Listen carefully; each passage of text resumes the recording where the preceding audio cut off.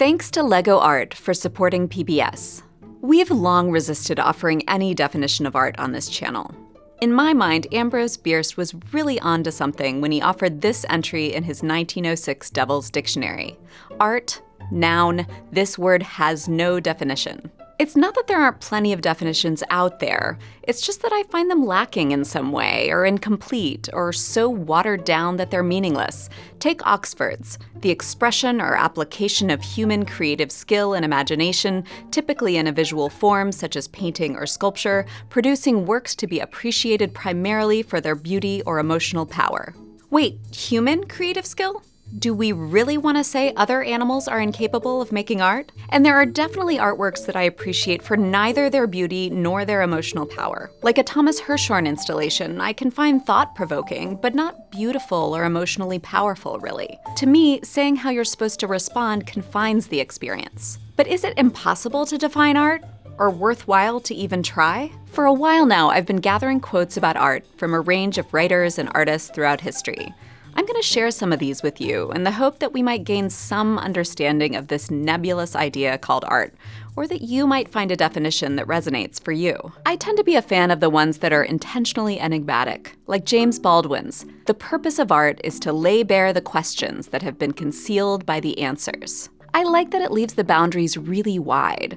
Like for me, the ancient Greek and Roman philosophers confine art too much, like Seneca, who said, "All art is but imitation of nature," which he could maybe get away with saying about the art of his time, but just doesn't hold up for me now when I see, let's say, this wonderful work by Namjoon Paik, Magnet TV, from 1965.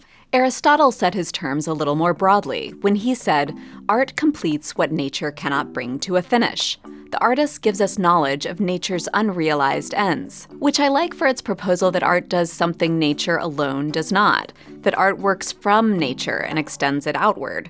Because, let's face it, if there's a competition between the power of art and nature, I'm sorry, art, it's just not really a contest. I'm reminded of a quote often attributed to Marc Chagall. "Art is the unceasing effort to compete with the beauty of flowers and never succeeding." But of course, not all art is trying to compete with the beauty of flowers, nor simply reproduce what's already around us. As Paul Klee stated succinctly, art does not reproduce the visible, rather, it makes visible. Put another way by Bertolt Brecht, art is not a mirror held up to reality, but a hammer with which to shape it. It's the world-building aspect of art that many of us greatly enjoy, be it Toyin Oji Odutola's fictional portraits of aristocratic Nigerian families, or the immersive installations of Elio Oitosika, or any other work whose new reality compels you, be it realistic or completely abstract. Artists have put forward objects and experiences that are unlike anything naturally occurring in the world. I like Chinua Achebe's description of art as man's constant effort to create for himself a different order of reality from that which is given to him. Because art, after all, is not just a transporting device for those who experience it, but for its maker as well. Twyla Tharp Riley observed that art is the only way to run away without leaving home. In the delightfully titled book Vague Thoughts on Art from 1911, John Galsworthy explains it this way. "What is grievous, dompting, grim about our lives is that we are shut up within ourselves with an itch to get outside ourselves. And to be stolen away from ourselves by art is a momentary relaxation from that itching, a minute's profound and as it were secret enfranchisement." And that brings us to my favorite explanations of art, which focus on this idea of art as a means of exchange. John Dewey wrote extensively about this, calling art the most effective mode of communication that exists. He explained, "The actual work of art is what the product does with and in experience. This, for me, is what art is all about. An astoundingly skillful painting is great and all, but for me it becomes fully what it is by being taken in by others. And I don't even just mean human others. I think even penguins count. In the words of James Turrell, art is a completed pass. You don't just throw it out into the world. Someone has to catch it. Through art, we have the remarkable opportunity to step into the shoes of someone else for a while, to see the world as they see it or want to see it. And in that process, we discover things about our own lives and worlds.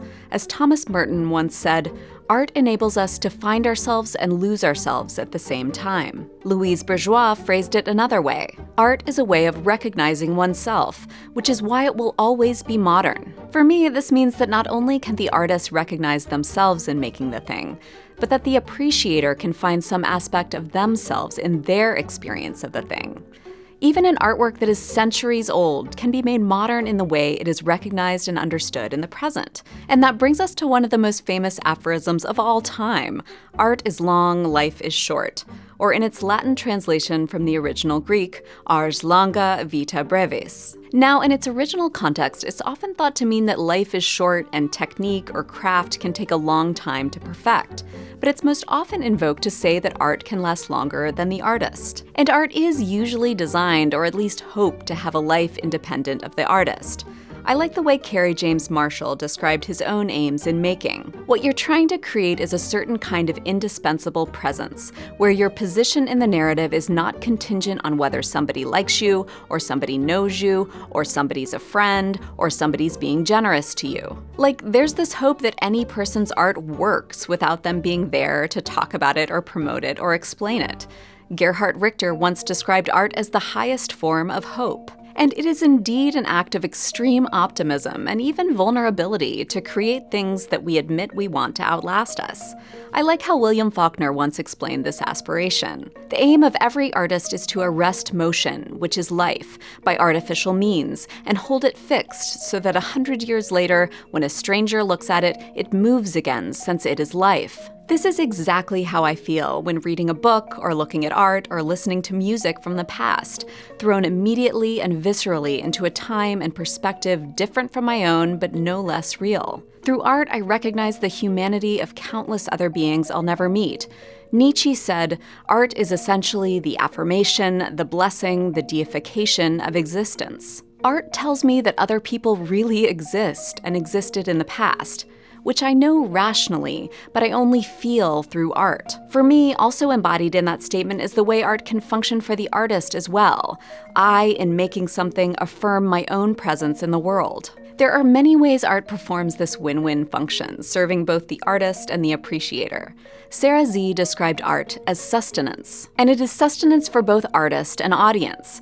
Dorothea Tanning said, art has always been the raft onto which we climb to save our sanity. And that is also true for both artist and audience.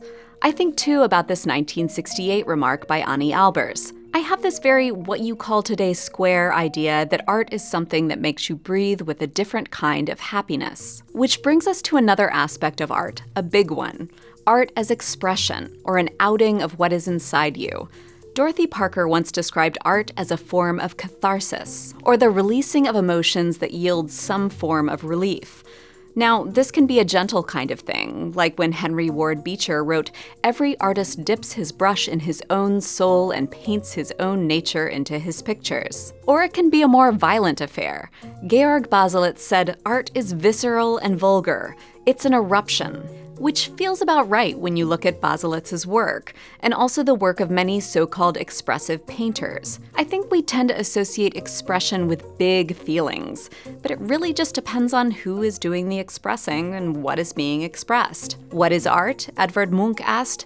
Art grows out of grief and joy, but mainly grief. It's born of people's lives. Oh, Munch, we can tell it was mainly grief. But this is another of art's remarkable capacities, to bend and adapt to the whims and wills of its maker.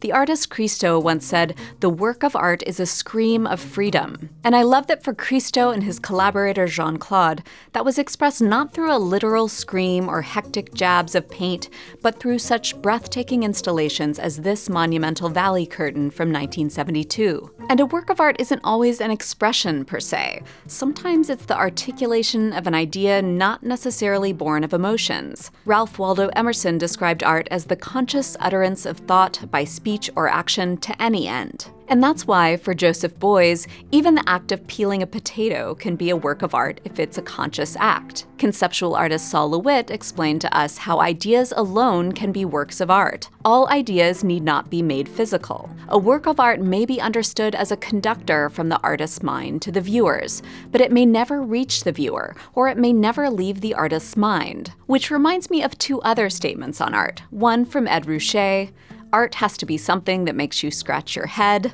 and another from Marshall McLuhan, "Art is anything you can get away with." And art is indeed challenging at times. It is now, and it has been throughout history. But that seems to be baked into the concept. Francis Ford Coppola explained, "An essential element of any art is risk. If you don't take a risk, then how are you going to make something really beautiful that hasn't been seen before?" And again, that's risk for both the artist and those experiencing the art. You have to take the risk along with the artist to find that new remarkable thing. And art is powerful. Even though it's made up, it can and has shaped my consciousness and changed my mind about things. There are many quotes about the relationship between art and truth, like Picasso's, "Art is a lie that makes us realize truth," and Theodor Adorno's, "Art is magic delivered from the lie of being truth." But my favorite of these is Wangechi Mutu's, "Art allows you to imbue the truth with a sort of magic, so it can infiltrate the psyches of more people, including those who don't believe the same things as you." Empires and governments have understood the power of art and used it to varying ends.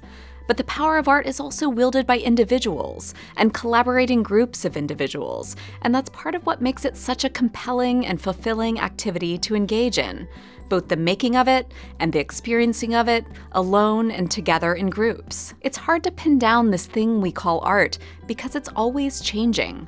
As a concept, art is slippery and flexible and ephemeral, used to describe an enormous range of activities and objects and experiences.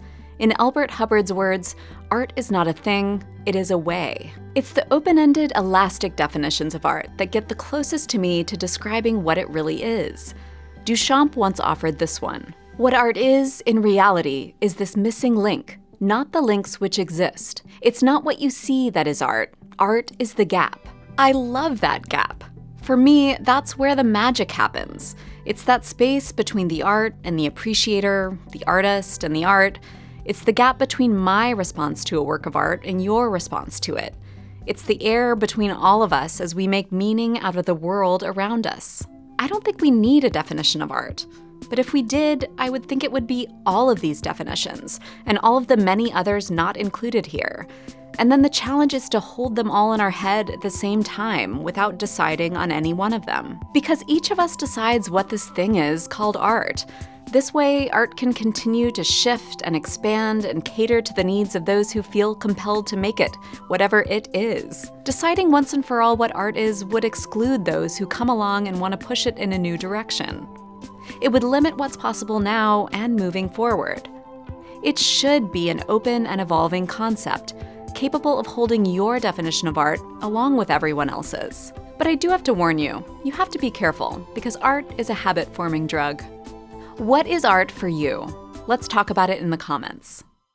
Thanks to LEGO Art for supporting PBS. LEGO Art is a LEGO experience where a piece of art can be built from scratch. You can create Andy Warhol's famous screen print of Marilyn Monroe from 1967, as it was originally presented, including a tile with the artist's signature. Or you can reimagine it in 3 different color combinations, using the 3,332 LEGO tiles included in the set. This LEGO Art set comes with a companion soundtrack of insights and details about Warhol from those who knew him, so you can listen as you build. Once completed, LEGO Art sets can be hung for display on your wall, or with the included brick separator, LEGO Art can be recreated in a new way. For more information, click the link in the description.